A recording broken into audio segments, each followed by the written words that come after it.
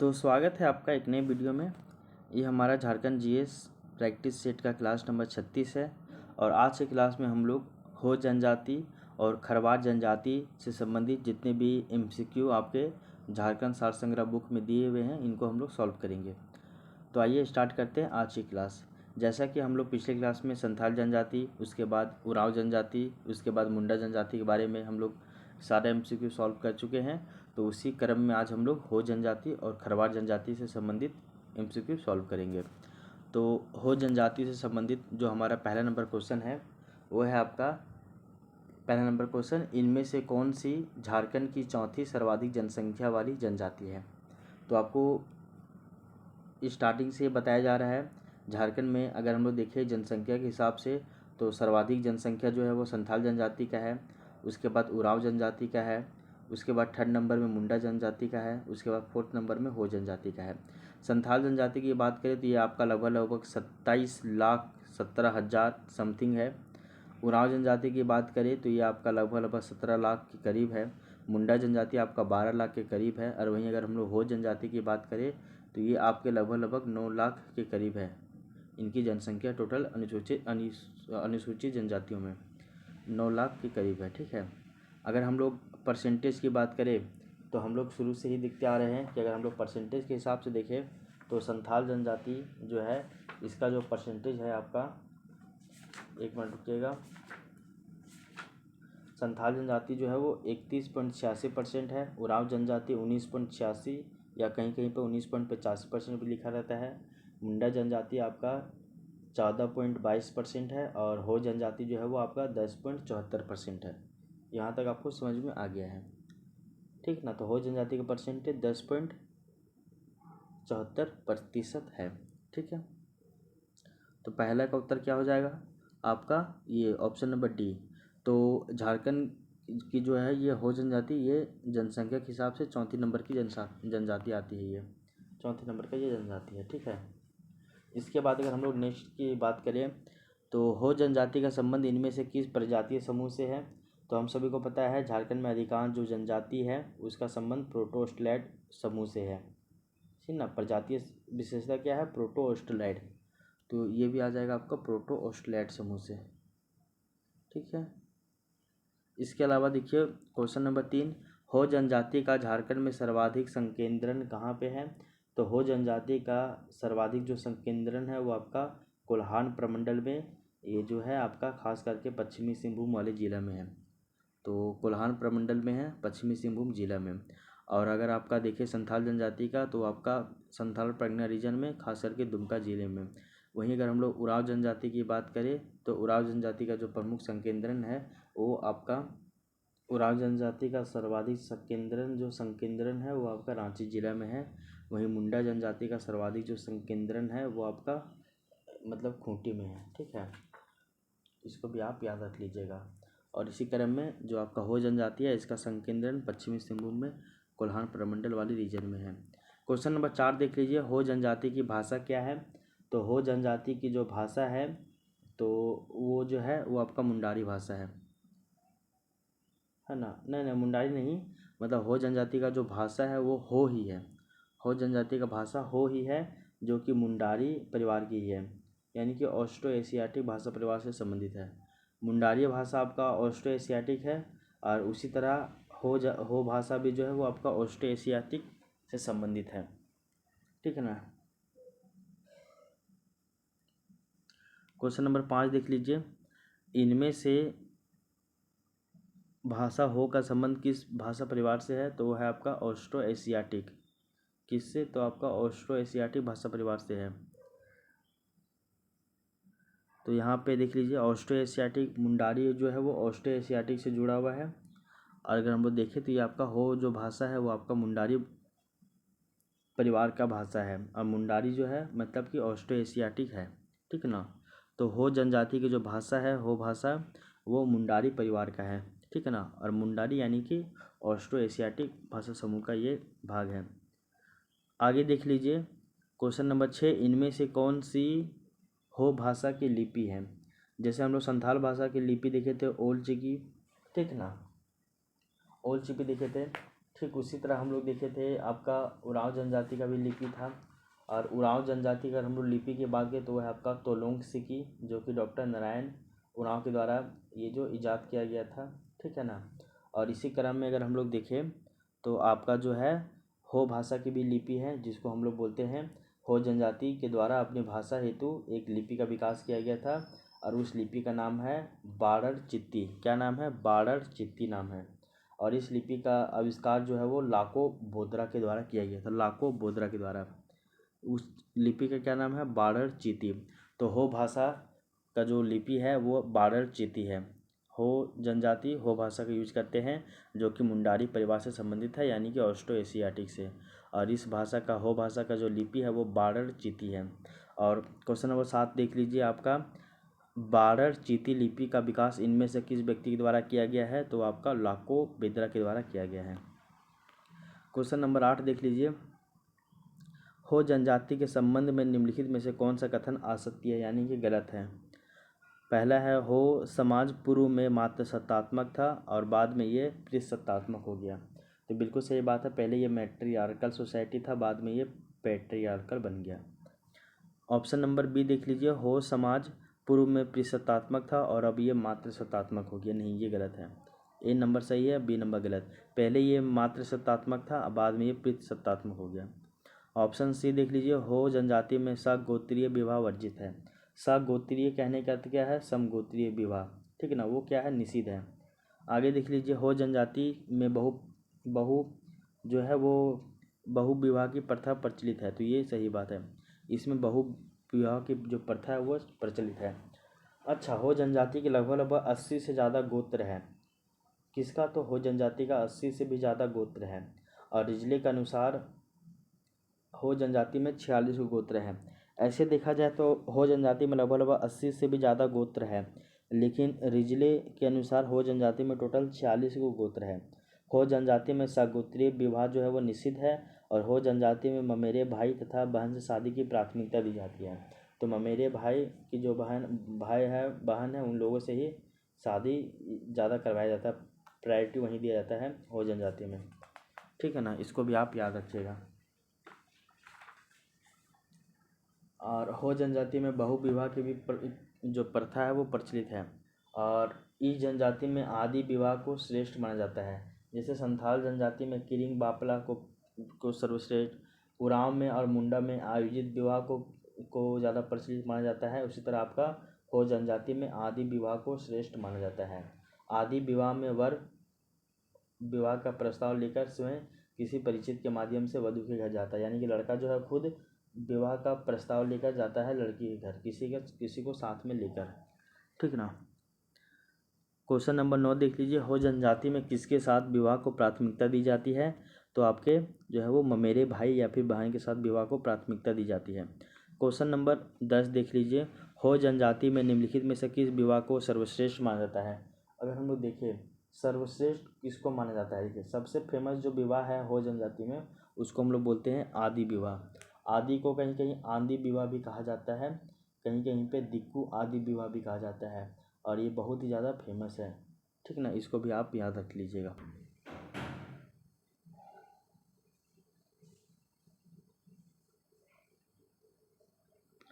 अच्छा, कहीं पे ना दिक्कत हो गया, कहीं पे छूट गया है, यहाँ से एक बार फिर से देख लीजिए आप।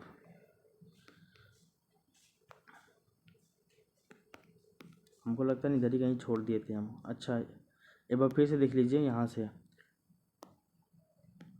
हो जनजाति में इनमें से किसके साथ विवाह को प्राथमिकता दी जाती है? तो आपका है ममेरे भाई या बहन के साथ विवाह को प्राथमिकता दी जाती है। हो जनजाति में निम्नलिखित में से किस विवाह को सर्वश्रेष्ठ माना जाता है? तो वह है आपका आदि विवाह को सर्वश्रेष्ठ माना जाता है। और इसमें जो लड़का है वो लड़की घर खुद प्रस्ताव लेकर जाता है किसी अपने चिन्ह परिचित को लेकर, ठीक है। क्वेश्चन नंबर 11 देख लीजिए, हो जनजाति में विवाह के विभिन्न रूपों को उनकी विशेषताओं के साथ मिलान करना है। राजी खुशी विवाह, इसमें लड़का लड़की इच्छा से शादी करता है, प्रेम विवाह। दूसरा है आदि विवाह, इसमें लड़का जो है वो लड़की घर जाता है अपने चिन्ह परिचित को लेकर, विवाह का प्रस्ताव लेकर, आदि विवाह। इसके बाद है एक आपका आदेर विवाह। आदेर विवाह में क्या है कि जो लड़की है वधू जो है वो विवाह होने तक बारात वर के घर में रहती है, ये आदेर विवाह है। और ओपोर तिपी को ना अंडी ओपोर तिपी विवाह कहते हैं। इसमें वर के द्वारा लड़का के द्वारा लड़की को किडनैप करके विवाह किया जाता है। तो इसको याद रख लीजिएगा, ये ऑप्शन ए सही हो जाएगा। क्वेश्चन नंबर 12 देख लीजिए, हो जनजाति में हिंदू बहुल गांवों में इनमें से कौन सा विवाह प्रचलित है? तो आपका दिक्कू आदि विवाह है। दिक्कू आदि विवाह जो है वो गैर जनजातियों में किया गया विवाह है, जो हिंदू बहुल गांवों में रह रहे परिवारों के बीच में बहुत ज़्यादा फेमस है। ठीक है ना। तो दिक्कू आदि विवाह ये हो गया। गैर आदिवासियों में हिंदू बहुल क्षेत्रों में शादी किया जाता है। आदि विवाह इसमें लड़का जो है लड़की घर जाता है शादी का प्रस्ताव लेकर, किसी चिन्ह परिचित को लेकर। अंडी ओपोर तिपी विवाह में जो है लड़का जो है वो लड़की को किडनैप करके शादी कर लेता है। राजी खुशी विवाह में दोनों लव मैरिज। और अनादर विवाह में लड़की विवाह से पूर्व ही हठपूर्वक लड़के के घर में रहने लगती है, वो अनादर विवाह हो गया। ठीक है ना, इसको भी याद रख लीजिएगा। क्वेश्चन नंबर 13 देख लीजिए, हो जनजाति में सामाजिक व्यवस्था से संबंधित निम्न नामकरण में कौन सा मिलान जो है वो गलत है? तो युवागिरी को आपका हो जनजाति में गीती ओढ़ा कहा जाता है, इसको भी याद रख लीजिएगा। वधु मूल्य को पोन कहा जाता है, वधु मूल्य को पोन, वधु मूल्य को गोनोंग और आपका गोनोम। तो गोनोम और पोन, ये 3 गो नाम याद रख लीजिएगा, गोनोंग और गोनोप और आपका पोन, ये तीनों नाम याद रख लीजिएगा आप हो जनजाति के बारे में। ठीक है। क्वेश्चन नंबर 14 देख लीजिए। क्वेश्चन नंबर 14 क्या है, ये थोड़ा सा इंपॉर्टेंट है, इसको आप याद रख लीजिए। क्वेश्चन नंबर 14 में बताया जा रहा है कि हो जनजाति के संबंध में निम्नलिखित में से कौन सा कथन सत्य नहीं है, मतलब कौन गलत है? हो जनजाति की पारंपरिक शासन प्रणाली में लघु प्रजातंत्र की झलक मिलती है, तो सही बात है। हो जनजाति का जो आपका पारंपरिक शासन प्रणाली है उसमें लघु प्रजातंत्र का झलक देखने को मिलता है। हो जनजाति की महिलाओं का हल और तीर धनुष को छूना वर्जित है, इसको भी याद रख लीजिएगा। हो जनजाति में जो महिलाएं हैं उसको जो है वो फल नहीं, मतलब क्या बोलते हैं, हल और आपका ये छूना, तीर धनुष छूना वर्जित है, तो इसको भी याद रख लीजिएगा। इसमें सुन लीजिएगा ज़रा सा कि इस जनजाति में यानी कि हो जनजाति में परिवार की गिनती चूल्हे की संख्या से की जाती है तथा विवाह के बाद लड़का अपने परिवार के साथ अपना चूल्हा जो अलग कर लेता है, मतलब कि बेघर हो जाता है। ठीक ना। इसके बाद देख लीजिएगा, इसमें युवागिरी को गीती ओढ़ा कहा जाता है। यहाँ पे ग्राम का प्रधान मुंडा होता है और यहाँ पे 7 से 12 गाँव को मिलकर पढ़ा या फिर पीर बनाया जाता है। उसके बाद वधु मूल्य को पोन, गोनोम या फिर गोनोंग कहा जाता है। ठीक है। आगे देख लीजिए, हो जनजाति में पिता की मृत्यु के बाद संपत्ति को पुत्रों के बीच में वितरित कर दिया जाता है तथा पुत्री का संपत्ति में कोई भी हिस्सा नहीं होता है। और हो जनजाति में महिलाओं का हल चलाना और आपका तीर और धनुष चलाना ये सब और छूना भी वर्जित है। साथ ही महिलाओं को वाद्य यंत्र और मछली मारने के उपकरणों को भी छूना वर्जित है, यानी कि इसमें वाद्य यंत्र ये सब भी छूना मना है, साथ ही साथ मछली मारने का जो उपकरण है इसको भी छूना वर्जित है। ठीक है ना। सामान्यतः हो जनजाति के लोगों के मूंछ एवं दाढ़ी नहीं होती है, तो सामान्यतः जो देखा जाए हो जनजाति के जो लोग हैं इसके मूंछ भी नहीं आते हैं और इसका जो है वो दाढ़ी भी नहीं आता है। ठीक ना। और इस जनजाति में पुरुषों के द्वारा पहने जाने वाली पगड़ी को बंता कहा जाता है। क्या? तो बंता कहा जाता है, इसको भी याद रख लीजिएगा। और हो जनजाति में प्रिय एवं पवित्र पेय पदार्थ को इल्ली कहा जाता है, जिसका प्रयोग देवी देवताओं पर चढ़ाने के लिए भी किया जाता है। और इस जनजाति का प्रमुख पर्व है जैसे कि माघे, बाहा, उमुरी, होरो, जोमनना, कोलोम आदि। इनमें से अधिकांश जो पर्व का संबंध है वो कृषि कार्य से है। तो क्वेश्चन नंबर 15 क्या है कि हो जनजाति के प्रचलित पेय पदार्थ को क्या कहा जाता है? तो इली कहा जाता है, और जिसका प्रयोग जो देवी देवताओं को चढ़ाने के लिए भी किया जाता है। इसके अलावा क्वेश्चन नंबर 16 देख लीजिए, हो जनजाति के अधिकांश पर्व किससे संबंधित है? तो आपका कृषि से संबंधित है। क्वेश्चन नंबर 17 देख लीजिए, हो जनजातियों में भूमि को कितने श्रेणियों में विभाजित किया जाता है? तो भूमि को जो है वो आपका 3 गो श्रेणी में विभाजित किया जाता है। कौन कौन भूमि? बेड़ो भूमि, वादी भूमि और गोड़ा भूमि। ठीक ना, तीनों को देख लीजिए। हो जनजाति में भूमि की श्रेणियों के संबंध में इनमें से कौन सा मिलान सही है?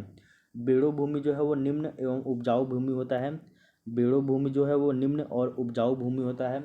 वादी भूमि धान की खेती की जाने वाली भूमि होती है उसको वादी भूमि कहते हैं। और जो गोड़ा भूमि है ये मोटे अनाज की खेती हेतु कम उपजाऊ वाली भूमि है। तो गोड़ा भूमि में मोटे अनाज की खेती होती है, यानी कि तीनों सही है। क्वेश्चन नंबर 19 देख लीजिए। हो जनजाति का सर्वप्रमुख देवता कौन है? तो हो जनजाति का सर्वप्रमुख जो देवता है वो आपका वही सिंगबोंगा जी है। क्वेश्चन नंबर 20 देख लीजिए। हो जनजाति के देवी देवताओं के संबंध में निम्नलिखित में से कौन सा मिलान जो है वो सही है? हो जनजाति में ग्राम देवता पाहुई बोंगा है। कौन है? पाहुई बोंगा है ग्राम देवता। इसके अलावा पृथ्वी देवता है ओटी बोड़ोम। क्या है? ओटी बोड़ोम। पहाड़ देवता है आपके मरांग बुरु। ठीक है ना, इसको भी याद रख लीजिएगा। नाग देवता है नागे बोंगा। और वर्षा के देवता है आपके देसावली।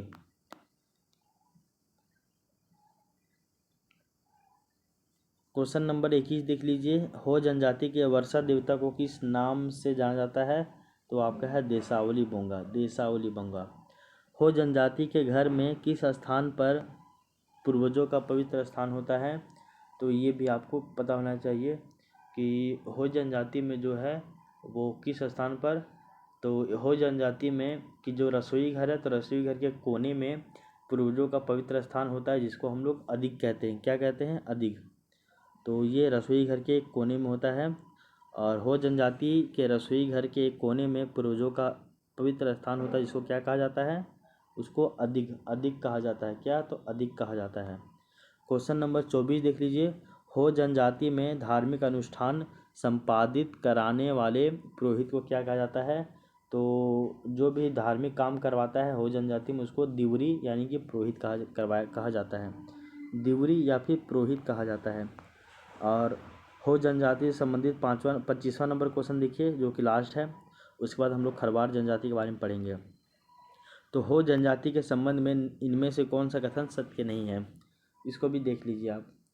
तो हो जनजाति में शवों को केवल दफनाने की प्रथा है।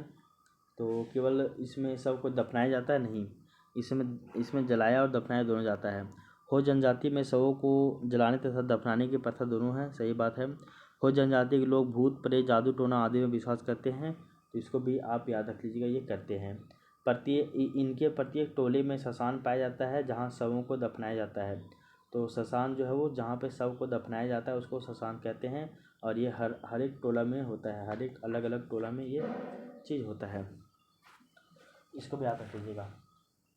और आपका देखिएगा कि हो जनजाति का जो पारंपरिक शासन व्यवस्था है इसी को हम लोग मुंडा मान की शासन व्यवस्था कहते हैं, जो कि आपका लघु प्रजातंत्र की इसमें झलक देखने को मिलती है। ये क्वेश्चन पूछा गया था ना कि हो जनजाति की जो पारंपरिक शासन व्यवस्था है जिसमें आपका लघु प्रजातंत्र की झलक मिलती है, ये आपका पारंपरिक शासन व्यवस्था का नाम क्या है? तो मुंडा मान की शासन व्यवस्था नाम है ये। ठीक है ना। और इस जनजाति में गांव के प्रधान को मुंडा कहा जाता है जिसके पास प्रशासनिक न्यायिक और लगान एकत्रित करने का अधिकार होता है। इसको भी आप याद रख लीजिएगा। ठीक है ना। और मुंडा का सहयोगी होता है डाकुआ। और पढ़ा जो कि 7 से 12 गांवों से मिलकर बनता है उसका सहयोगी होता है आपका मानकी। तो मुंडा आपका गांव का हेड होता है और मानकी आपका पढ़ा का हेड होता है, इसलिए इसको बोलते हैं मुंडा मानकी शासन व्यवस्था। ठीक ना। तो आई होप ये वाला पॉइंट आपको क्लियर हो गया होगा। अब जो है वो आपका हो जनजाति से संबंधित जो भी जितना भी MCQ था वो इसमें आपका कंप्लीट हो गया है। अब हम लोग नेक्स्ट जो है वो आपका खरवार जनजाति के बारे में देखते हैं। और खरवार जनजाति इम्पोर्टेंट है आपके लिए। तो नेक्स्ट हम लोग खरवार जनजाति के बारे में पढ़ेंगे। तो खरवार जनजाति के बारे में पहला नंबर क्वेश्चन क्या है वो देख लीजिए आप थोड़ा सा। तो खरवार जनजाति का पहला क्वेश्चन है कि इनमें से कौन सी जनजाति झारखंड में 5वीं सर्वाधिक जनसंख्या वाली जनजाति है? तो 5वें नंबर में आता है आपका खरवार जनजाति, ये 5वें नंबर में आता है। पहला संथाल, दूसरा उरांव, तीसरा मुंडा, चौथा हो, 5वां खरवार। क्वेश्चन नंबर 2 देख लीजिए। क्वेश्चन नंबर 2 है कि खरवार जनजाति का सर्वाधिक संकेंद्रण झारखंड के किस प्रमंडल में है? तो ये आपका पलामू प्रमंडल में खरवार जनजाति का जो है वो संकेंद्रण है। और पलामू प्रमंडल में खास करके ये किस जिले में? तो आपका गढ़वा जिला में, पलामू प्रमंडल के गढ़वा जिले में। क्वेश्चन नंबर 3 देख लीजिए। खरवार जनजाति के बारे में निम्नलिखित में से कौन सा कथन असत्य है, यानी कि गलत कौन सा है? तो खेरी झार से आने के कारण इनका नाम खेरवाड़ पड़ा है, बिल्कुल सही बात है। खेरी झार से आने के कारण इन्हें खेरवाड़ कहा गया है। और उड़ीसा के जो खारवेल है वो इसी जनजाति का संबंध माना जाता है, उड़ीसा के खारवेलों का, ठीक है ना, ये भी याद रख लीजिएगा आप। पहला ये सही है। दूसरा ऑप्शन है पलामू तथा लातेहार जिला में इन जनजाति को 18 हजारी भी कहा जाता है। तो पलामू और लातेहार जिला में इस जनजाति यानी कि खरवार जनजाति को 18 हजारी भी कहा जाता है तथा ये स्वयं को सूर्यवंशी, राजपूत, हरिश्चंद्र, रोहित, तासव का वंशज मानते हैं, ठीक ना। तो ये याद रख लीजिएगा, ये सही है। पलामू और लातेहार जिला में इसको जो है वो 18 हजारी कहा जाता है। इस जनजाति का परिवार मातृ सत्तात्मक होता है। तो आप देखते होंगे कि यहाँ पे पाइएगा आप देखने पे कि इस जनजाति का जो संबंध है वो आपका प्रोटोस्टैट प्रजाति से है और साथ ही साथ ये प्रोटोस्टैट प्रजाति से है। तो ये तो गलत बात है। इस जनजाति का जो परिवार है वो मातृ सत्तात्मक होता नहीं, सभी आपका पितृसत्तात्मक है, पितृसत्तात्मक। इस जनजाति में युवागिरी जैसी कोई भी संस्था नहीं होती, ये सही बात है। आपका खरवार जनजाति में युवागिरी जैसा कोई भी संस्था होता ही नहीं है, ठीक है। ये तीनों पॉइंट याद रख लीजिएगा कि खेरी झार से आने के कारण इनका नाम खेरवाड़ पड़ा है। पलामू लातेहार जिला में इसकी जनजाति को 18 हजारी कहा जाता है और जिसका संकेंद्रण जो है वो आपका पलामू प्रमंडल में है, खास करके आपका गढ़वा वाले ज़िले में। क्वेश्चन नंबर 4 देख लीजिए। खरवार जनजाति स्वयं को इनमें से किसका वंशज मानती है? तो हम सभी को पता है कि खरवार जनजाति जो है वो खुद को सूर्यवंशी, राजपूत, हरिश्चंद्र, रोहित, तासव का वंशज ये खुद को मानती है। मतलब हरिश्चंद्र, रोहित, तासव का ये अपने आप को वंशज मानती है। तो सूर्यवंशी, राजपूत, हरिश्चंद्र, रोहित, तासव का वंशज मानती है। क्वेश्चन नंबर 5 देख लीजिए। खरवार जनजाति के संबंध में इनमें से कौन सा कथन सत्य है? तो कौन सा कथन जो है वो सही है? यह एक बहादुर लड़ाकू जनजाति है, बिल्कुल सही बात है।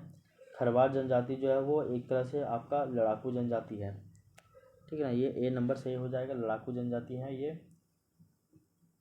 यह एक बहादुर मार्शल मतलब कि लड़ाकू जनजाति है। ऑप्शन बी, इस जनजाति के लोगों की इस जनजाति के लोगों की सत्य बोलने के कारण विसिद्ध प्रसिद्धि है। तो ये भी सही बात है ना।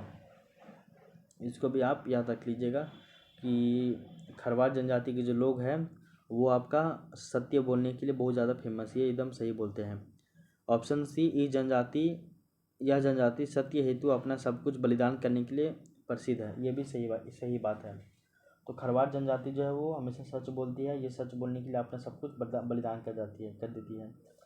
तो सत्य बोलने के गुण के कारण इस जनजाति की विशेष पहचान है। यह जनजाति सत्य हेतु अपनी सब कुछ बलिदान करने के लिए प्रसिद्ध है और ये आपका PYQ में पूछा भी गया है। क्वेश्चन नंबर 6 देख लीजिए। हाल ही में इनमें से किस समुदाय को खरवार जनजाति की सूची में शामिल किया गया है? तो आपको पता होना चाहिए कि 2022 में ही संशोधन हुआ है और 2022 में संशोधन के द्वारा खरवार जनजाति में भोक्ता, देशवारी, गंजू, दौलतबंदी, पटबंदी, राउत, माझिया और खेरी ये सभी समुदाय को इसमें शामिल किया गया है। उपरोक्त सभी याद कर लीजिएगा लिस्ट। क्वेश्चन नंबर 7 देख लीजिए। खरवार जनजाति की भाषा खेरवारी का संबंध इनमें से किस भाषा परिवार से है? तो खरवार जनजाति का जो भाषा है वो आपका क्या है? तो आपका वो है खेरवारी। क्या है? तो खेरवारी है, खेरवारी। और खेरवारी जो भाषा है इसका संबंध जो है वो आपका किससे है, इसको भी आपको पता होना चाहिए। तो खेरवारी जो है वो आपका ऑस्ट्रो एशियाटिक जो कि मुंडारी भाषा परिवार से संबंधित है, ऑस्ट्रो एशियाटिक। क्वेश्चन नंबर 8 देख लीजिए कि संडर के अनुसार खरवार जनजाति कितनी प्रमुख उपजातियों में विभाजित है? तो संडर के अनुसार जो खरवार जनजाति है वो आपका 6 गो प्रमुख उपजातियों में प्रचलित है, फेमस है, जैसे कि मंझिया, गंजू, पातबंदी, दुआसदी, भोक्ता और खेरी। मंझिया, गंजू, पातबंदी, दुआसंदी, भोक्ता और खेरा, ये सभी जो है वो आपका संडर के अनुसार खरवार जनजाति का डिवीजन है, जो कि टोटल 6 भागों में किया गया था। क्वेश्चन नंबर 9 देख लीजिए। खरवार जनजाति से संबंधित इन शब्दों पर विचार कीजिए। महिया, पातबंदी, खेरी, गंजू, दुआसरी, भोक्ता, ये सभी खरवार जनजाति के उपजातियां हैं, टोटल 6 गो। क्वेश्चन नंबर 10 देख लीजिए। खरवारों में सामाजिक स्तर का निर्धारण इनमें से किसके आधार पर किया जाता है? तो जो आपका सामाजिक स्तर है, उस सामाजिक स्तर का जो निर्धारण है वो आपका भूमि संपदा है, भू संपदा है ना? क्या है? तो भू संपदा है। किसके पास ज़्यादा भूमि है उसी के आधार पे ही जो है वो आपका क्या होगा? तो जो है वो आपका ये होगा सामाजिक स्तर का निर्धारण। क्वेश्चन नंबर 11 देख लीजिए। खरवार जनजाति के बारे में इनमें से कौन सा कथन गलत है? तो गलत कथन को बतलाना है खरवार जनजाति के बारे में, ठीक है ना? इसको भी समझ में आना चाहिए। तो खरवार जनजाति के बारे में देख लीजिए। इस जनजाति में बाल विवाह वर्जित है, यानी कि खरवार जनजाति में जो है वो आपका बाल विवाह नहीं होता है। खरवार जनजाति का प्रमुख पेशा कृषि है, बिल्कुल सही बात है। खरवार जनजाति में विधवा पुनर्विवाह को सगाई कहा जाता है। तो खरवार जनजाति में जो आपका विधवा पुनर्विवाह है उसको सगाई कहा जाता है। और खरवार जनजाति के ग्राम पंचायत को बैठकी कहा जाता है, इसको भी याद रख लीजिएगा। खरवार जनजाति में जो आपका ये क्या बोलते हैं ग्राम पंचायत को बैठकी कहा जाता है। क्या कहा जाता है? तो बैठकी कहा जाता है, बैठकी, ठीक है ना? क्वेश्चन नंबर 12 देख लीजिए। खरवार जनजाति में भोजन के विभिन्न नामों के संबंध में कौन सा मिलान सही है? अलग अलग समय पर अलग अलग भोजन किया जाता है इसमें सुबह के खाना को लुकमा, दोपहर के खाना को कलेबा और आपके रात के खाना को बियारी कहा जाता है। क्वेश्चन नंबर 13 देख लीजिए। खरवार जनजाति का परंपरागत पेशा क्या था? तो वो था आपका कृषि करना, लाख की खेती करना, खैर कृषि करना, तो और कत्था बनाना। खरवार जनजाति का मुख्य पेशा कृषि है। ये जो है वो इनका परंपरागत पेशा जो है वो खैर वृक्ष से कत्था निकालना है, खैर वृक्ष से कत्था निकालना इनका काम है। इसके अलावा गरीब खरवार खेतीहर मजदूर थे तथा ये बांस की टोकरी और अन्य सामान बनाते थे। इस जनजाति में एक बोझा धान का तीसरा भाग बैगा के द्वारा काट लिया जाता है, जिसे पोजा कहा जाता है। क्वेश्चन नंबर 14 देख लीजिए। खरवार जनजाति के प्रमुख देवता कौन है? तो इसके भी प्रमुख देवता जो है वो आपके सिंहबोंगा ही है।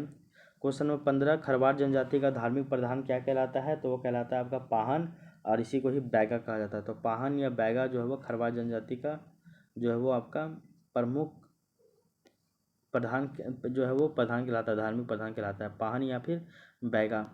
Question number 17। खरवार जनजाति में इनमें से किसकी सहायता से बलि चढ़ाई जाती है? तो जो है वो आप देखिएगा कि पाहन या फिर जो है वो आपका बैगा की सहायता से ही बलि चढ़ाई जाती है। क्वेश्चन नंबर 17 देख लीजिए। घोर संकट या फिर बीमारी के समय खरवार जनजाति के लोग इनमें से किसकी सहायता लेते हैं?